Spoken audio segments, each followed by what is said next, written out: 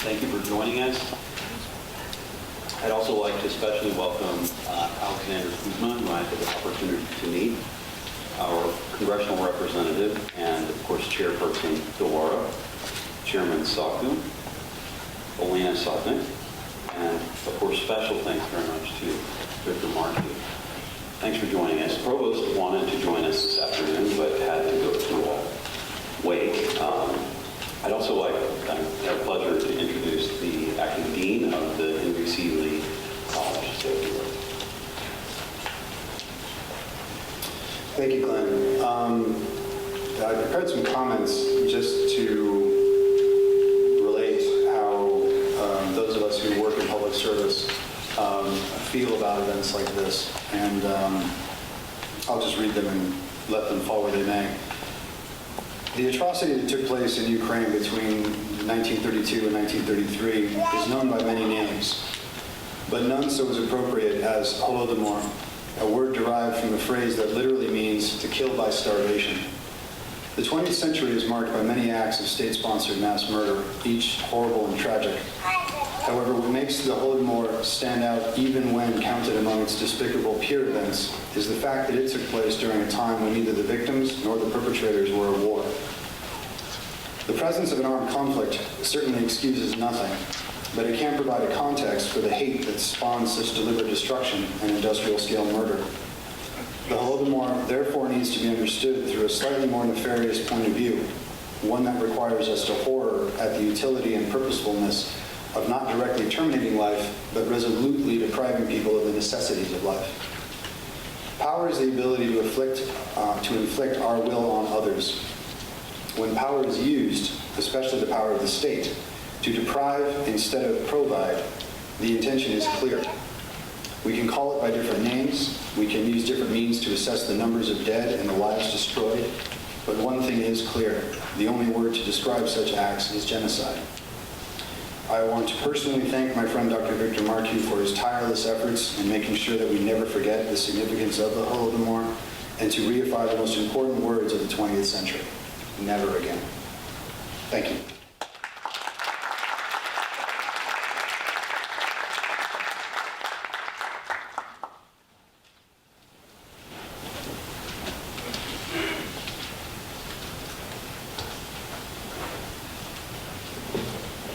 Good afternoon. My name is Alexander Kuzma with the Ukrainian Catholic Education Foundation, and I also want to extend my thanks to the Provost and the Dean and to my dear friend Dr. Victor Markiw for organizing this incredibly important event that we are about to witness today.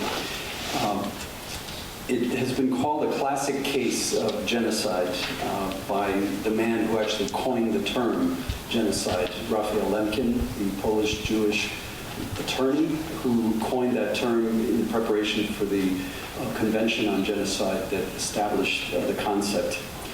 And it's difficult to grasp, as I think the Dean said earlier, what the dimensions of this event were, because so much of the facts behind it have been buried and covered up for decades now, both at the time that it was unfolding and since then by a wide range of scholars, propagandists, people of various motivations that could not get their heads around how massive this genocide really was.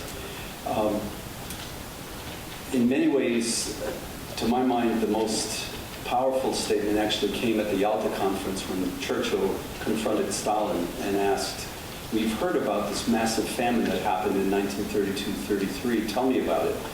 And Stalin's reaction was, "Yes, 10 million dead. It was a terrible thing, but it had to be done."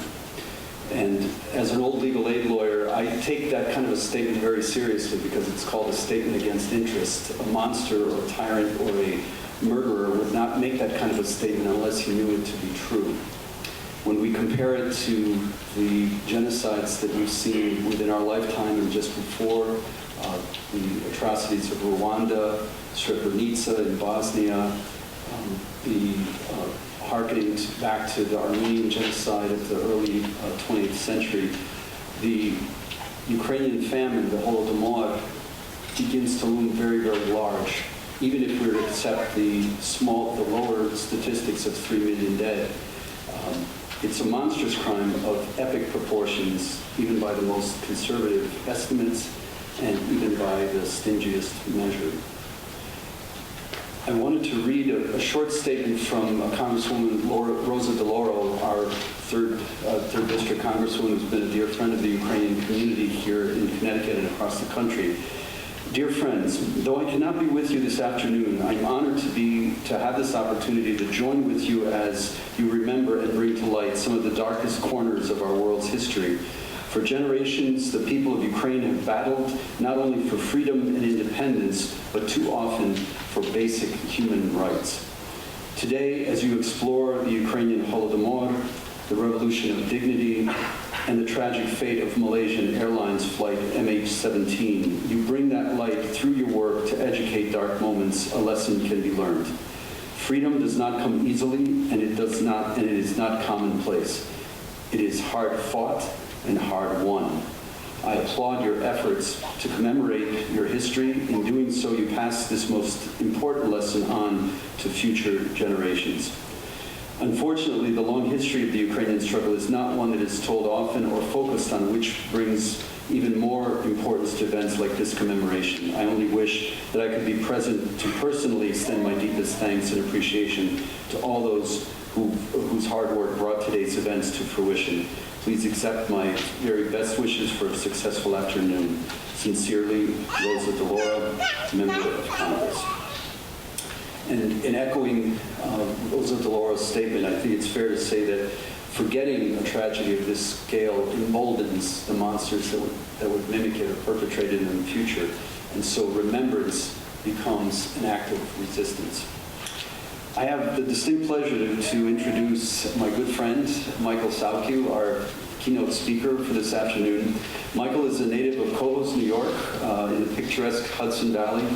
In upstate New York. He is a graduate of Rensselaer School of Public Management, and he's one of the most prominent members of the Ukrainian American community nationwide. He's well known as the longtime president of the Ukrainian Congress Committee of America, beginning, I think, in 1996, if I'm not mistaken, and finishing his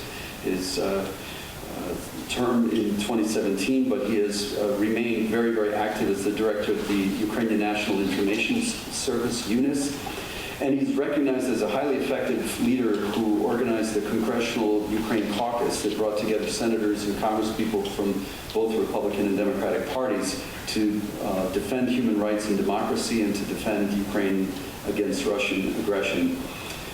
If you'll allow me, I just wanted to share a little moment that Michael has also organized the so-called Ukrainian Advocacy Days in Washington, D.C. that brought together hundreds of activists from all over the country to meet with their congressional representatives, especially after the war was launched against Ukraine in 2014, after the annexation of Crimea. And at a time when it's difficult to get bipartisan consensus on almost anything in Washington, I have to say that Michael has accomplished something remarkable. The Ukrainian Congress Committee, UNIS, and their allies at the Atlantic Council really mobilized the whole foreign policy community in Washington, and they were able to achieve a stunning victory in 2017 when the Congress voted by a margin of 418 to 3 to support the sanctions package for Ukraine, sanctions package against Russia, and to support humanitarian and military aid to Ukraine.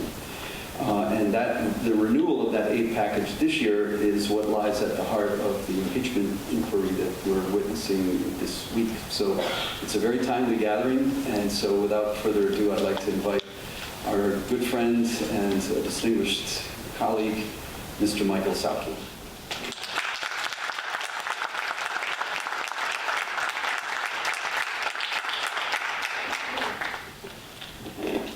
Alex, thank you for those wonderful remarks and that introduction.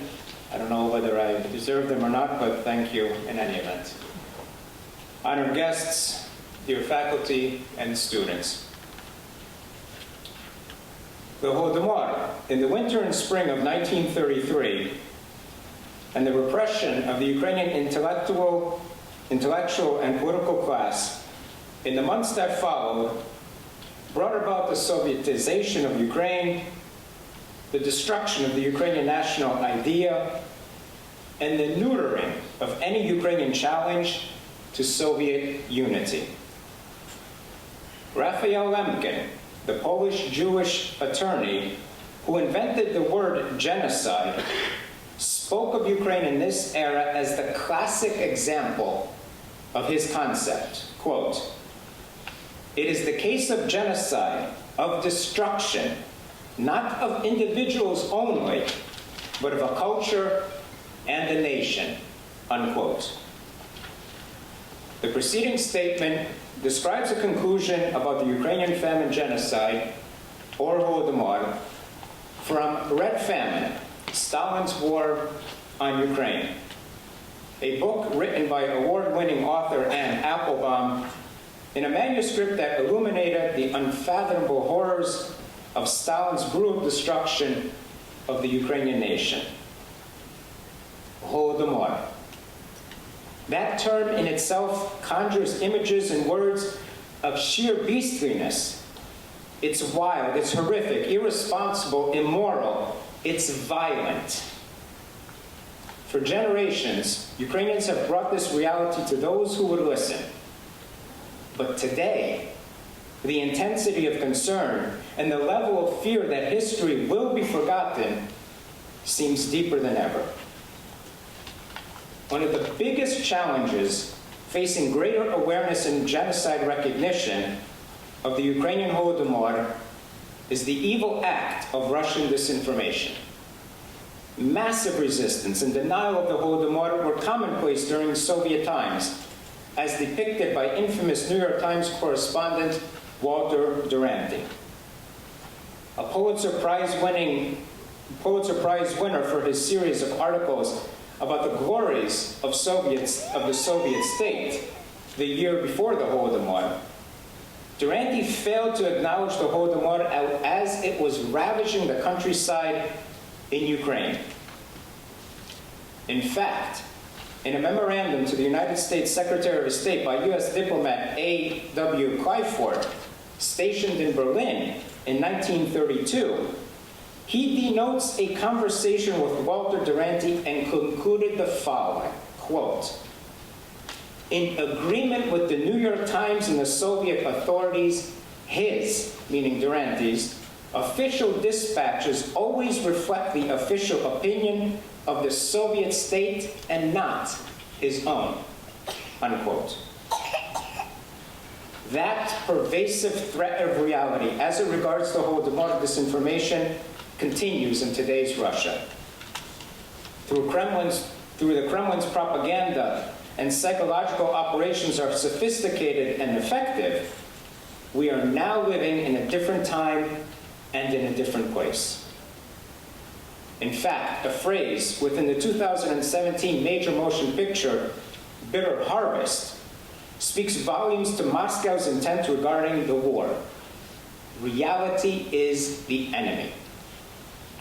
Our understanding of that phrase, of that stark reality, is made all the more clear in an assessment by the Consul General of Italy, who reported from the capital of Ukraine in 1933 that Moscow engineered its starvation of Ukrainians, quote, "to dispose of the Ukrainian problem." The Italian consul quoted a top KGB officer that the purpose was to, quote, "change the ethnographic materials of Ukraine by massively resettling Russians into a cleansed Ukraine." The Kremlin's goal, said the KGB officer, was to dispose of the Ukrainian problem within a few months at a cost of between 10 to 15 million souls, unquote. Could we probably add to these cynical admissions of Stalin's emissary in Ukraine? It is perfectly clear why Stalin and the Central Committee of the Communist Party organized the fearful genocide in Ukraine. It was the pogrom of pogroms. Extensive reports about the unprecedented famine in Ukraine appeared in American, Canadian, British, French, Belgian, and German press. For instance, Malcolm Muggeridge the noted British journalist who was an enthusiastic supporter of the USSR until his trip to the Soviet Union, wrote the following. In the course of my trip in Ukraine, I gradually realized that there was a merciless war being waged by the Soviet government against the peasants. The battlefield is truly ruined, but the struggle is going on. One can see on the one hand the million of peasants dying of hunger, and on the other hand, the soldiery of the KGB implementing the orders of the proletarian dictatorship. They have thrown themselves upon Ukraine as famished vultures. Everything that is edible is either taken away or destroyed. They have executed and deported millions of peasants, sometimes entire villages. Thus, they have succeeded in transforming the richest country in the world to a desert full of melancholy, unquote. But the remembrance of the Holodomor is not, however, simply a Ukrainian issue. It is a worldwide issue. It is an American issue. America's long-standing role as the foremost champion of human rights in the world makes Washington, D.C. the best location for a recently dedicated memorial to this tragedy. U.S. Representative Sander Levin, sponsor of the congressional legislation, remarked during the dedication ceremonies in November 2015. Only through remembrance and recognition can we stop such acts of senseless cruelty and violence against humankind from happening again, unquote. And the recent passage of the Holodomor as genocide by the United States Senate and House of Representatives and proclamations by nearly 25 states nationwide in 2018 evokes recognition to its highest caliber, morality and truth. Let us be cognizant of the fact that recognition is about the future. It is about the next generation. Several weeks ago, in testimony before the Joint Education Committee of the Commonwealth of Massachusetts, I related why the study of Holodomor curriculum is relevant and important. Such bills are about the future education of our children. How better to empower the students and recognize their aspirations and hopes than to hear from them directly. Recently, a group of students was fortunate enough to read information about the Ukrainian genocide of 1932-33 for the first time. In their words, not in any words of experts or government officials, can one understand the depth of their conviction to learn the truth. Josh remarks on learning of the Holodomor, quote, "The horror of this tragedy is still not widely known. In fact, I have to admit my ignorance of this until taking this class. The fact that I, at my age, have never heard of this tragedy shows that there is a problem in the teaching of history in this country," unquote. And Amy comments, "What happened in Ukraine in the beginning of the 1930s was a horrible tragedy that should never be forgotten. It is a tragedy in itself that many people are not even aware that it occurred. It even angered me. How is it that it is not even mentioned in our history classes? How are we supposed to have a better future when we don't learn from and remember our mistakes from the past?" Unquote. Yes, sadly, the world as we know it today, through the various mediums of communications, is not the world of yesteryear, whereby slogans such as "food as a weapon," as expressed by Stalin's former Commissar for Foreign Affairs, Maxim Litvinov, describe the ends to a means in physically starving to death as many as 7 to 10 million innocent Ukrainian men, women, and children between the years of 1932-33 for their only true crime being Ukrainian. Food continues to be used as a political weapon. Apathy and ignorance of history will ensure that the mistakes of the past will be repeated. It is not enough, however, to speak of crimes against humanity, of genocide, and of famine in the abstract. We must cite specific events, such as the Ukrainian genocide, the Holodomor, in order to put a human face on such crimes. To do otherwise, to dismiss the murders of millions, would be nothing more than a mere statistic. So today, and every day, we are here to keep their memory alive. We are here to pass the torch along from one generation to another and inspire the youngest to stand firmly in honor and memorialize the millions who needlessly suffered at the hands of a dictator. Only through our constant vigilance will the world finally know the truth about the Ukrainian Holodomor. Our uniting theme as we work together to expand worldwide awareness and recognition of this terrible tragedy is quite clear.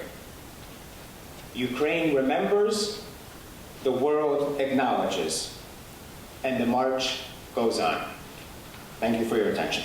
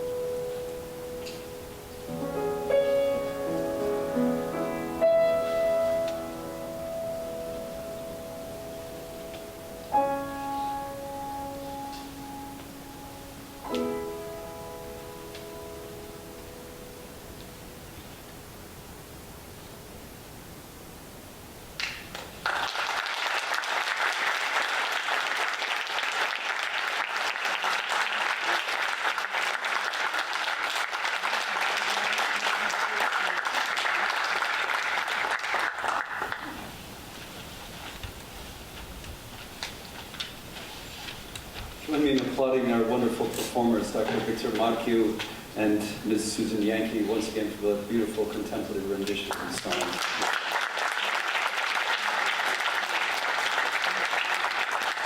I was just thinking, as Ms. Yankee was singing Morgen, the elegy to the future, that as brutal as the experience of the genocide in Ukraine was, that there was always another day. There was another morning, the morning after these horrible events, and the Ukrainian spirit was never broken, despite the best efforts of Stalin and his henchmen.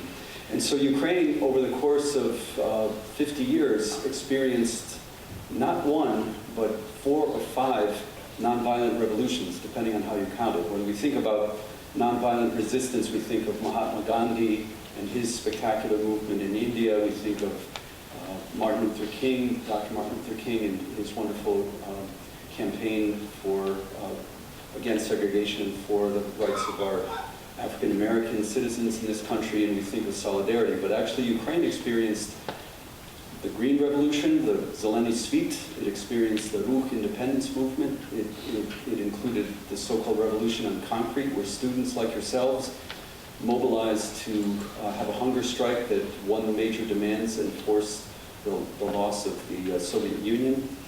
And then there was the Orange Revolution in 2004, and most recently, the Revolution of Dignity, the Maidan, when Ukrainians massively protested against their government's refusal to enter into the European Union. And today we have with us a witness and a leader of that revolution.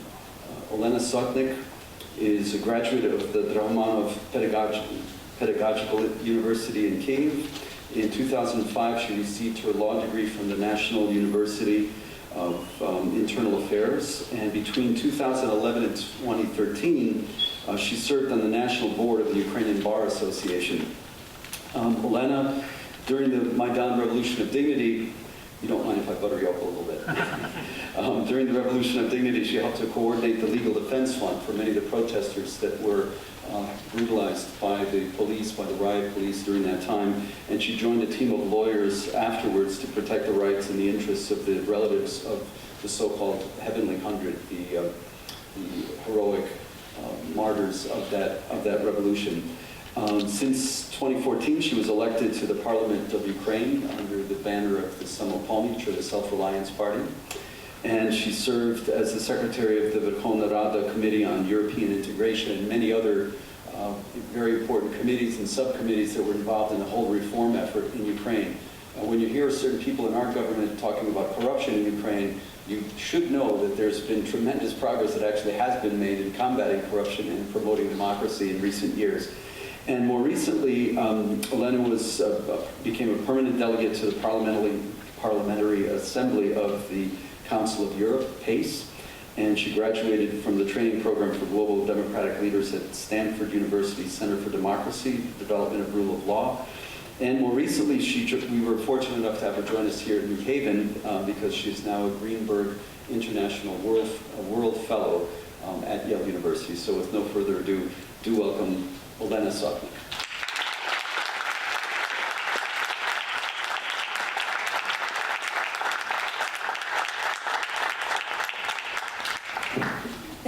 Thank you for this opportunity. Starving, it is one of the hardest tortures, one of the most cruel ones. Have you ever tried to stay without food for several days, maybe weeks? Or have you ever tried to stay without food and water, for example, for several days and maybe even weeks? Definitely you would die. I had this experience in my life. I did it on purpose, of course. It wasn't like somebody was trying to kill me. But it is very specific and special feeling. First days when you don't eat and you don't drink water, your body is trying to save the energy. You move slowly, you think less, and your mind just repeat one thought: food and water, food and water. And after 3 days, you feel like your body is starting to fall asleep. But it means your body is dying. I had this experience for 5 days. After the 7th and 8th, people as a rule, they don't survive. So you can imagine how cruel was deaths of millions of Ukrainians, and how cruel was this guy, whose name is Stalin, who, by the way, was recognized by Russians just this year as the most important leader of Russian history. How cruel he was, and how he was desperately, intentionally killing Ukrainians. And I'm sure that his idea wasn't just to kill them with starvation. The idea was to destroy spirit and to destroy, I would say, the main value of Ukrainians, humanity. Because when you are starving, you are losing humanity. You think just about food and water. And I'm happy that he didn't succeed. I'm happy that Ukrainians survived. And they became even more stronger. And in 2014, today is 6th anniversary of Revolution of Dignity. In 2014, this new generation, but the same very strong Ukrainians went to Maidan. Yes, I wasn't just a witness or observer of these protests. I was active participant. And if would somebody tell me, would you go one more time, I would go many millions of times to Maidan, and I would participate there. And I want to share with you just 2 small short stories, which still they're living in my heart, and they're just helping me to continue to go on even when everything is like falling apart for the Ukraine. The first story about love. Yes, I was the lawyer of Heavenly 100. And one of my clients was family of Vasil Moisei. This is a young boy. He was shot on Maidan. And when I was like collecting the evidences for the representation for the investigation, I talked with the guy, with his friend who been with him the last minutes of his life when he was shot. And he told me, you know, he was dying with a smile on his mouth, on his face. And I remember his last words. They never will left me, and they inspire me forever. And these words of young boy who was dying on Maidan, he knew that Yanukovych killed him. But at the same moment, his last words was, I'm sorry, I love you all. These words mean a lot. It means the main value of Ukrainians. To love people, to be human beings, even in this cruel, inhuman world. And he, for me, is like some kind of icon. When I feel desperate, or I feel weak, or I feel tired maybe, or uninspired, I always remember these words and this young boy. And the second story, it is a story about spirit. Because I believe the second strength of Ukrainians, it's our spirit. So each day, each evening on Maidan, we've been getting together at 9 o'clock in the evening. And people, they've been singing our national hymn. But you know, it wasn't just the words of this national song. It was a special sound of nation, of unity, and of spirit to fight and to win.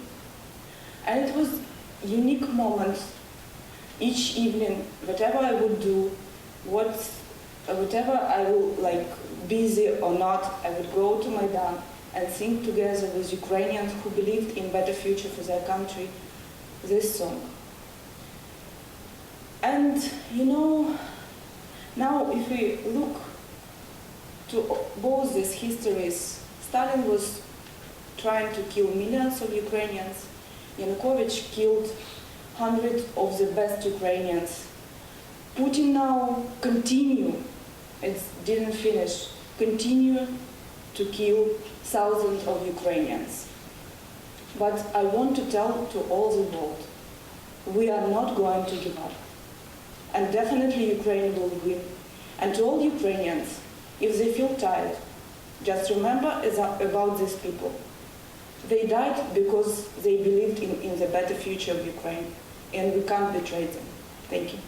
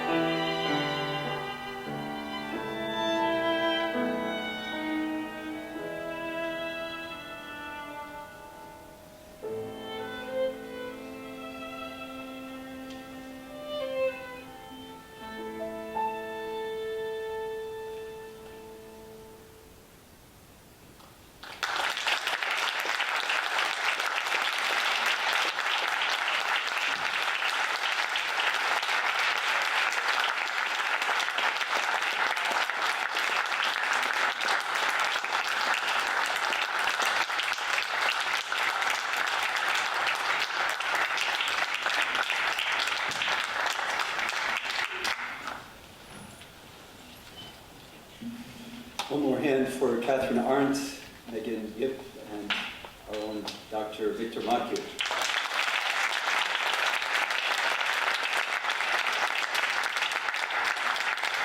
I'm now pleased to introduce two UNH students who recently, I understand, visited Ukraine.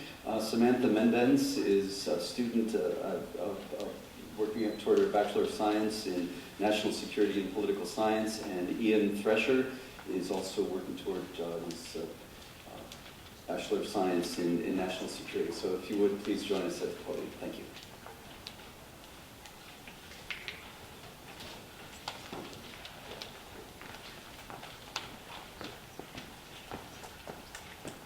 Hello.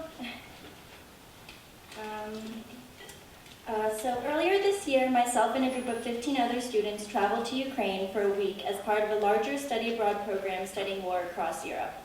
Throughout the entirety of our trips across Ukraine, a recurring thought repeated in my head through every experience and encounter with locals. The Ukrainian people are some of the most resilient that I have ever met. Despite what appears to be endless troubles plaguing the nation over the decades, there remains a culture of acceptance, peace, and joy among society. As we walked along the streets of Maidan Square, the site of mass protests and revolution a mere 5 years ago, I saw smiling citizens conversing with one another. I saw street dancers, really great street dancers, I might add, amassing a crowd of dozens. At this moment, I was surrounded by happiness and lightness. Yet I walked a little bit farther, and I was quickly reminded of the sacrifices of the revolution and the continued fight for freedom. A wall of remembrance at the far corner of the square served to remind all that freedom and prosperity are not gained without heavy loss. There I was, standing in the location of one of the greatest revolutions of my lifetime, and I was overwhelmed with a sense of national pride for a country that wasn't even my own. I remember having a conversation with one of my fellow students, Ian, who is actually here with me right now, as we walked back from Maidan Square that day. Neither of us could find a word to describe how we felt at that moment, but we knew that Maidan Square was one of the most special places we had visited thus far. As our program continued, we met with many locals who are continuing to risk their lives for the sovereignty, freedom, and integrity of Ukraine. One young woman in particular, Sasha, left a lasting impression on me. She was a member of the Ukrainian armed forces and served on the front lines in the Donbass, trying to combat the Russian proxy forces invasion. She spoke of her responsibilities as an honor, not an obligation, a feeling shared among her fellow service members as she had described to me. But she also spoke with fear, a fear that the future will not embrace the peace, freedom, and stability that she and her fellow citizens had fought so hard for. If my time in Ukraine solidified anything for me, it was this, that Ukraine has so much to offer, and it is my hope that the future of Ukraine is filled with peace, freedom, and prosperity.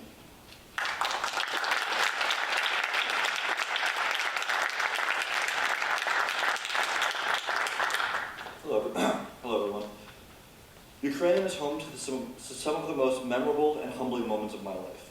From Kiev to Chernobyl, through the rolling fields of wheat into the pit of Baba Yar, my classmates and I got to immerse ourselves in a culture that has experienced strife like none that I could ever imagine.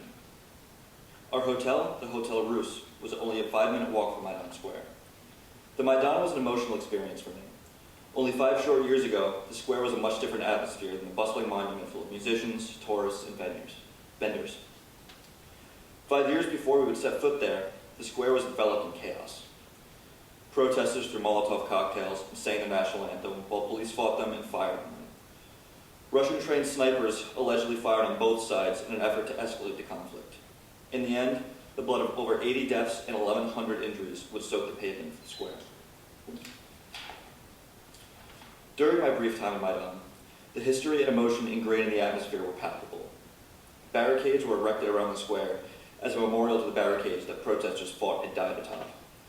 At the far end of the square, we could see the Hotel Ukraine, from which snipers allegedly fired shots into the crowd. While in the square, we were approached by a young woman selling bracelets to help send money and aid to the soldiers in the Donbass war. I bought one, and I am wearing it today. At Baba Yar, the feeling of dread and despair still hung in the air. On the nights of September 29th and 30th, 1941, 33,771 Ukrainian Jews were massacred by German military and Ukrainian Nazi sympathizers known as the Ukrainian Auxiliary Police Force. The victims of this massacre had no idea what was going to happen. They believed that they were simply being resettled until they were at the edge of the ravine with machine guns at their backs. Our instructor, Dr. Schmidt, told us stories of the victims' last moments. Young men who went proudly, trying to preserve the dignity. A mother shot in the back as she nursed her baby. And even a girl who survived by throwing herself into the ravine at the last second, feigning being shot and crawling out from beneath the bodies to escape after dark. Ukraine is a country that is steeped in blood and yearns for its independence. It has taken a special place in my heart, and I'm sure it has with all of my classmates. Дякую and Slava Ukraini.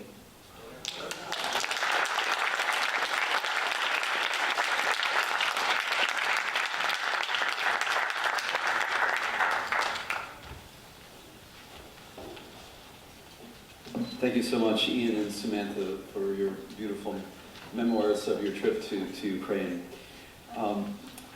I also wanted to share something from a Dutch student who's here at UNH. As we all know, this terrible tragedy has continued over time following the Maidan revolution that ended on a wonderfully hopeful note, even after the massacre by the snipers on February 20th of 2014. Shortly thereafter, Yanukovych, the tyrant, fled the country after he was taunted by many of the protesters on the site. And Putin decided to take his revenge against Ukraine afterwards by annexing Crimea and invading the Donbass region, as Ian had mentioned, and Samantha. That war in the last 5 years has now taken 13,000 lives. It's resulted in over 1.3 million people being displaced from their homes in Luhansk and Donetsk. Amazingly, Ukraine is not experiencing a refugee crisis because all of these people that were forced out of their homes have been virtually welcomed into other homes around the country, so there are no refugee camps anywhere in Ukraine. But obviously this war has taken a terrible toll, and it lies at the center of a lot of the controversy that's happening right now here in the United States.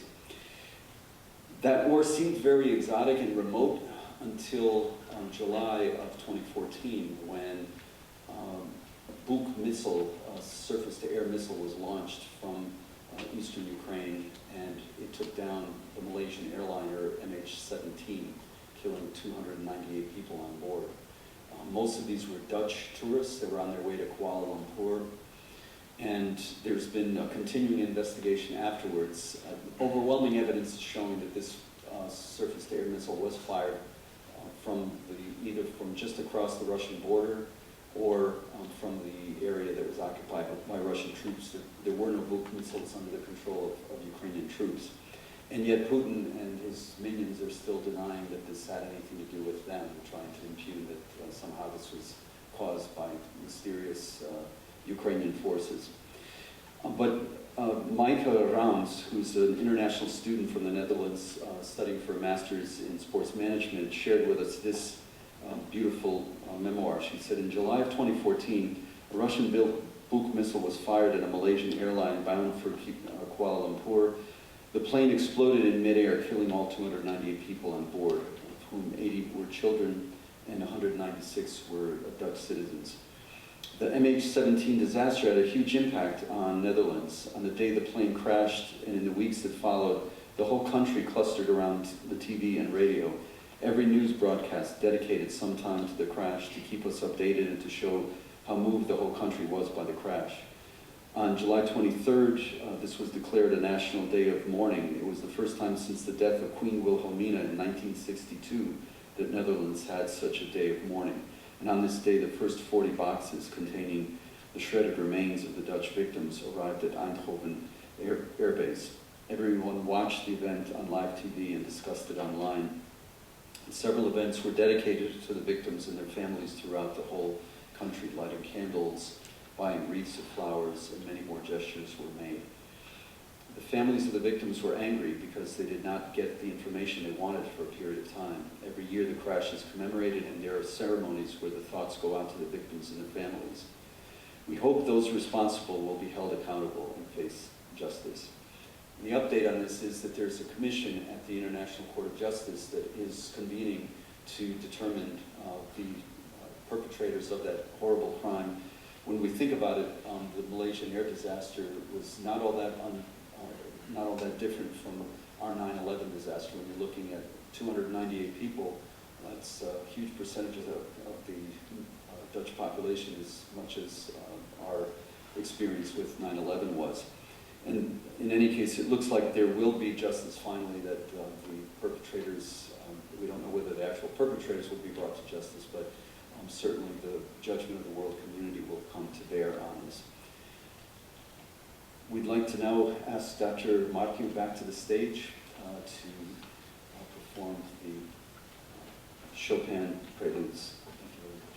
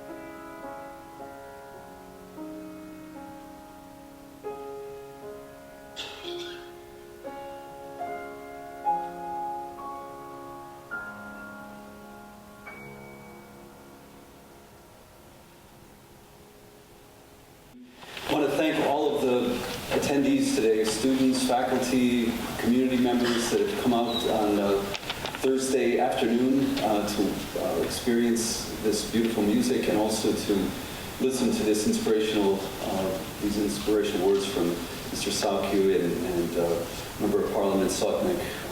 We're really very grateful. So where do we go from here? I think all of us have a duty to go out and proclaim the truth about what we've heard today. Ukraine is a country that's under attack, under tremendous strain, as we all know. It's also a country that has been beginning to flourish over the last 5 years since that revolution, and it's become an incredibly multicultural, inter-ethnic, ethnically diverse, and also denominationally or religiously diverse country. If there's one good thing Putin has done for Ukraine, it's that he's unified it through his aggression as it's never been unified before. And what we've seen over the last 5 years is people coming together from all ethnic and religious backgrounds. On the Maidan, there were people from the Christian community, from the evangelical community, Rabbi Bleich, Leonid Finberg, and a huge number of Jewish colleagues came out on the Maidan. The Crimean Tatars, who are an Islamic people from Crimea, Mustafa Dzhemilev, who has also conducted his own nonviolent revolution in Crimea and brought out the Crimean Tatars, who were traditional enemies of the Ukrainians. But now Ukraine is united, as I say, as it's never been before, and the country is now going through a dramatic change, really pursuing reforms, pursuing radical change that has been promised by previous leaders. And President Zelensky, the word is still out on him. He's only been a president for a few months, but already he's showing a real commitment to reform, at least a strong intention to reform. And he needs our support. In the 19th century, the great Russian poet and novelist Fyodor Dostoevsky warned the Russian people about a new generation of monsters that were coming. He anticipated the rise of the Bolsheviks, and he wrote in his powerful novel that's quite terrifying called The Possessed, Biese, the Demons, about a whole new generation of people that would rise up that would try to destroy Russian democracy that was just beginning to percolate at the end of the 19th century. He warned that these would be people that would marshal their forces through the power of the lie, of their ability to tell, to deceive, to tell lies, to manipulate information. And the only way to combat this kind of evil in the world is with the truth. Today we're here to tell the truth about what happened at the Holodomor for a whole range of reasons. We have to understand that even in this so-called post-truth society, there's an underlying truth that stands objectively in defiance of the lies of tyrants and war criminals and demagogues and false prophets and populists. We have a duty to go out and tell our friends, our colleagues, those who care about America's future and about Ukraine's future and the future of the world, that we have to stand up against the lies and stand up for the truth. May God help us in this journey, and may all of you reach out to friends at other universities, tell them how important it is to hear this kind of a message and to integrate it into your studies here at the University of New Haven.